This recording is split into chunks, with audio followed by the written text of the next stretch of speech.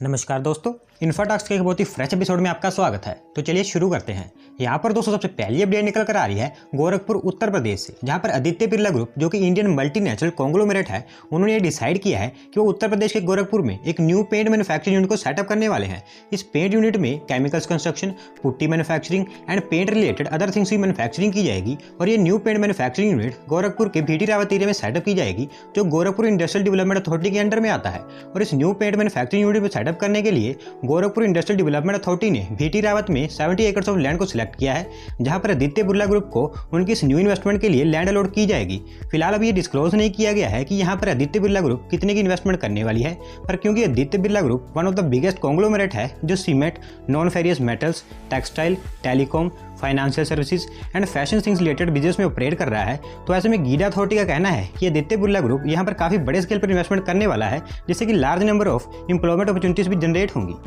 यहाँ पर दोस्तों अगली अपडेट निकल कर आ रही है हमारे साउदर्न स्टेट तमिलनाडु से, जहाँ पर तमिलनाडु के चीफ मिनिस्टर जी के द्वारा कावेरी गुंडार रिवर लिंकिंग प्रोजेक्ट के फेज 1 पर काम स्टार्ट करने के लिए इसका फाउंडेशन स्टोन रख दिया गया है। बेसिकली तमिलनाडु एक ऐसा स्टेट है जिसको अपनी स्टेट में वाटर रिक्वायरमेंट को पूरा करने के लिए केरला एंड कर्नाटका स्टेट से आने वाली रिवर्स पर डिपेंड रहना पड़ता है, और ये reverse Kerala and Karnataka state से होती हुई तमिलनाडु स्टेट को पार करके समुद्र में चली जाती है। तो ऐसे में तमिलनाडु गवर्नमेंट ने स्टेट में वाटर रिक्वायरमेंट को पूरा करने के लिए कावेरी गुंडार रिवर लिंक प्रोजेक्ट का प्रपोजल सामने रखा, जिसके अकॉर्डिंग इस प्रोजेक्ट के अंतर्गत तमिलनाडु स्टेट में कावेरी वैगई जैसी रिवर्स को कैनाल्स के जरिए आपस में कनेक्ट करके और इस रिवर्स के वाटर को समुद्र में गिरने से बचाकर तमिलनाडु स्टेट के और डिस्ट्रिक्ट्स में वाटर रिक्वायरमेंट को पूरा किया जा सके। इस प्रोजेक्ट को 14,400 करोड़ की लागत से 3 फेज में बांटकर कंप्लीट किया जाएगा, जिसमें से फेज 1 में कावेरी रिवर के मायनूर बैराज से साउथ वेलार तक 118.45 किलोमीटर लंबे कैनल का कंस्ट्रक्शन किया जाएगा, जिसमें 6,941 करोड़ रुपए खर्च किए जाएंगे। और वहीं फेज 2 में साउथ वेलार से वैगई तक 107 किलोमीटर लंबे कैनाल और फेज 3 में वैगई से गुंटार तक 34 किलोमीटर लंबे कैनाल का कंस्ट्रक्शन किया जाएगा। यहाँ पर दोस्तों अगली अपडेट निकल कर आ रही है हैदराबाद तेलंगाना से, जहाँ पर बेंगलुरु बेस्ड ईवी स्टार्टअप एथर एनर्जी ने तेलंगाना की कैपिटल सिटी हैदराबाद में सिचुएटेड हाईटेक सिटी में उनके एक न्यूली बिल्ट रिटेल आउटलेट का इनॉग्रेशन कर दिया है। करंटली एथर एनर्जी की इस रिटेल आउटलेट में Ather 450X smart scooter and Ather 450 plus lower powered scooter test ride and purchase के लिए अवेलेबल है, और इस रिटेल आउटलेट को एथर एनर्जी ने New Delhi based car dealer Pride Motors के साथ मिलकर सेटअप किया है। बेसिकली अभी 1-2 दिन पहले मैंने आपको बताया था कि एथर एनर्जी ने महाराष्ट्र के पुणे में भी उनकी एक न्यू रिटेल आउटलेट को ओपन कर दिया है, और अब इन्होंने हैदराबाद में भी उनकी प्रेजेंस को स्टेब्लिश कर दिया है। और अब धीरे धीरे जैसे जैसे इलेक्ट्रिक व्हीकल सक्सेसफुल होते चले जाएंगे, वैसे वैसे एथर एनर्जी भी उनके ऑपरेशंस को देश में अलग अलग सिटीज में स्टार्ट करती चली जाएगी।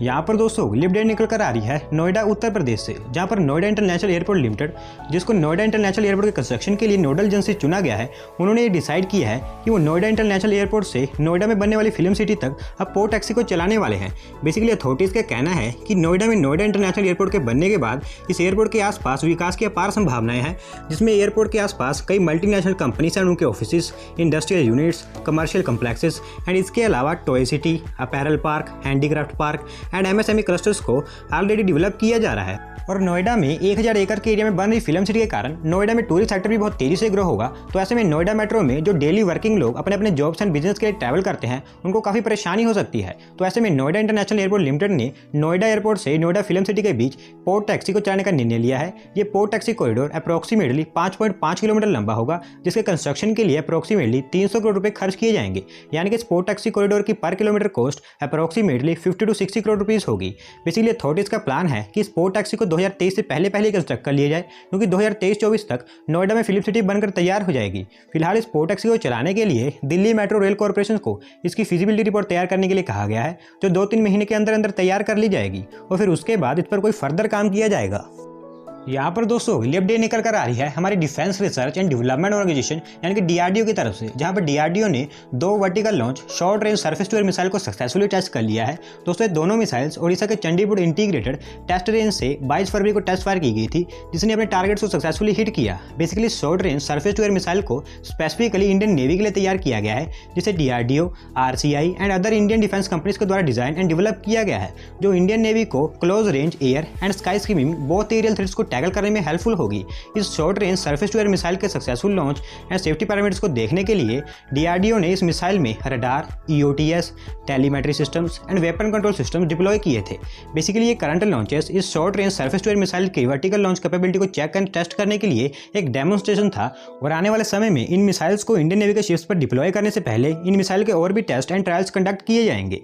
यहाँ पर दोस्तों अगली अपडेट निकल कर आ रही है union ministry for micro small and medium enterprises की तरफ से, जहाँ पर union MSME minister Nitin Gadkari ji ने देश में newly developed 50 artisan based SFURTI clusters को इनॉग्रेट कर दिया है। बेसिकली देश में ट्रेडिशनल इंडस्ट्रीज जैसे कि muslin, khadi, handicraft, handlooms, bamboo and other traditional industries के ग्रोथ के लिए गवर्नमेंट ने scheme of fund for regeneration of traditional industries यानी कि स्फूर्ति स्कीम को लॉन्च किया है, जिसके अंतर्गत ट्रेडिशनल इंडस्ट्रीज एंड आर्टिसंस को एक प्लेस पर इकट्ठा करके इन ट्रेडिशनल इंडस्ट्रीज को बूस्ट करने में ऑल टुगेदर कोऑपरेटिव वर्क किए जाएंगे। इन 50 स्फूर्ति क्लस्टर्स को 18 इंडियन स्टेट्स में लॉन्च किया गया है, जिसमें muslin, khadi, bamboo, coir, handicraft, handlooms, woodcraft, leather, poultry, carpet weaving, agro processing and tea industry related 42,000 artisans का फायदा ले चुके हैं। इन 50 स्फूर्ति क्लस्टर को सेटअप करने के लिए यूनियन एमएसएमई मिनिस्ट्री ने अप्रोक्सीमेटली 85 करोड़ रुपए खर्च किए हैं। बेसिकली गवर्नमेंट की स्फूर्ति स्कीम के अंतर्गत यूनियन एमएसएमई मिनिस्ट्री की तरफ से अब तक टोटल 371 स्फूर्ति क्लस्टर को अनाउंस किया जा चुका है,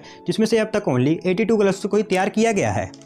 यहाँ पर दोस्तों अगली अपडेट निकल कर आ रही है हमारी सेंट्रल गवर्नमेंट की तरफ से, जहाँ पर सेंट्रल गवर्नमेंट की तरफ से धीरे धीरे चाइनीज कंपनीज के एफडीआई एंड इन्वेस्टमेंट पर्पसेस को अप्रूवल देनी स्टार्ट कर दी गई है। बेसिकली जैसा कि आप जानते हैं कि लास्ट ईयर गलवान वैली में इंडिया चाइना क्लैश के बाद हमारी गवर्नमेंट ने चाइना के सभी investment proposals end of course China को भारत में चल रहे इंफ्रास्ट्रक्चर प्रोजेक्ट्स में इन्वेस्टमेंट करने और उनको किसी भी प्रोजेक्ट में इंक्लूड करने से मना कर दिया था, जिसमें से पिछले साल 9 मंथ से इंडियन गवर्नमेंट ने किसी भी चाइनीज कंपनी के एफडीआई एंड इन्वेस्टमेंट प्रपोजल्स को अप्रूवल नहीं दी थी। लेकिन अब जैसे जैसे लद्दाख में सिचुएशन बेहतर होती जा रही है, वैसे वैसे गवर्नमेंट ने चाइनीज कंपनीज के इन्वेस्टमेंट प्रपोजल्स को अप्रूवल देनी स्टार्ट कर दी है। फिलहाल अभी जितनी भी स्मॉल चाइनीज इन्वेस्टमेंट्स है उनको धीरे धीरे केस बाय केस अप्रूवल दी जा रही है और अभी तक किसी भी बड़ी इन्वेस्टमेंट्स को अप्रूवल नहीं दी गई है। और इन सभी बिग इन्वेस्टमेंट्स को अप्रूवल देने के लिए सेंट्रल गवर्नमेंट ने ministry of home affairs, ministry of external affairs, ministry of commerce and industry and NITI Aayog के साथ मिलकर एक स्पेशल कमेटी का गठन करने का प्लान बनाया है, जो नेशनल सिक्योरिटी को ध्यान में रखकर इन सभी इन्वेस्टमेंट प्रपोजल्स को अप्रूवल देगी। यहाँ पर दोस्तों अगली अपडेट निकल कर आ रही है अयोध्या उत्तर प्रदेश से, जहाँ पर यूपी गवर्नमेंट की तरफ से अयोध्या को वर्ल्ड क्लास स्मार्ट सिटी बनाने के लिए अप्रोक्सीमेटली 140 करोड़ रुपए एलोकेट कर दिए गए हैं। बेसिकली इस फंडिंग के अंतर्गत अयोध्या सिटी में road, rail, water, sewerage, parking and transportation इस तरह के सभी मैंडेटरी प्रोजेक्ट्स पर काम किया जाएगा और इसी फंड के अंतर्गत सूर्य कुंड को भी डेवलप किया जाएगा। इसके अलावा अयोध्या धाम से राम मंदिर तक रोड कंस्ट्रक्शन के लिए 300 करोड़ रुपए भी एलोकेट कर दिए गए हैं। बेसिकली जैसा कि आप जानते हैं कि अयोध्या में राम मंदिर निर्माण कार्य को लेकर अयोध्या में टूरिज्म सेक्टर में काफी ग्रोथ देखने को मिलने वाला है, तो इसमें यूपी गवर्नमेंट ने इस साल उनके बजट में अयोध्या को एक वर्ल्ड क्लास स्मार्ट सिटी बनाने के लिए अप्रोक्सीमेटली 500 करोड़ रुपए से ज्यादा की प्रोविजन रखी है, जिसके अंतर्गत यूपी गवर्नमेंट का अयोध्या को नया रूप देने का प्लान है। यहाँ पर दोस्तों अगली अपडेट निकल कर आ रही है कर्नाटका स्टेट से, जहाँ पर कर्नाटका गवर्नमेंट ने ये अनाउंस किया है कि वो आने वाले 2-3 सालों में उनकी मिनिस्ट्रीज एंड डिपार्टमेंट्स में जितने भी व्हीकल्स हैं उनमें से 50% व्हीकल्स को ई व्हीकल्स से रिप्लेस कर देंगे, ताकि स्टेट में ई मोबिलिटी को प्रमोट एंड पोल्यूशन को कम किया जा सके। बेसिकली इलेक्ट्रिक व्हीकल्स का सक्सेसफुल ना होने का एक मेन रीजन इसकी चार्जिंग है, तो इसी समस्या को देखते हुए कर्नाटका गवर्नमेंट स्टेट में high rise buildings, metro rail station, malls, IT parks and apartments in सभी एरियाज पर इलेक्ट्रिक व्हीकल चार्जिंग स्टेशन को सेटअप करेगी। इसके अलावा स्टेट में पब्लिक प्लेसेस पर dedicated EV parks and EV charging points को भी मैंडेटरी कर दिया जाएगा। और वहीं स्टेट में जितने भी नेशनल एंड स्टेट हाईवेज होंगे वहां पर भी EV चार्जिंग स्टेशन को सेटअप किया जाएगा। ओवरऑल आप कह सकते हैं कि कर्नाटका स्टेट में एक पूरा EV इकोसिस्टम क्रिएट किया जाएगा, ताकि स्टेट में ई मोबिलिटी एंड इलेक्ट्रिक व्हीकल्स की अडॉप्शन को प्रमोट एंड इंक्रीज किया जा सके। तो दोस्तों ये स्टेप कर्नाटका गवर्नमेंट का काफ़ी अच्छा इनिशिएटिव है। तो दोस्तों आज की वीडियो में बस इतना ही। अगर आप अपनी तरफ से कोई अपडेट सबमिट करना चाहते हैं तो डिस्क्रिप्शन में दिए गए लिंक पर क्लिक करके सबमिट कर सकते हैं। और अगर आज की वीडियो पसंद आई हो तो वीडियो को लाइक करें, चैनल को सब्सक्राइब करें। धन्यवाद आपका वीडियो को देखने के लिए।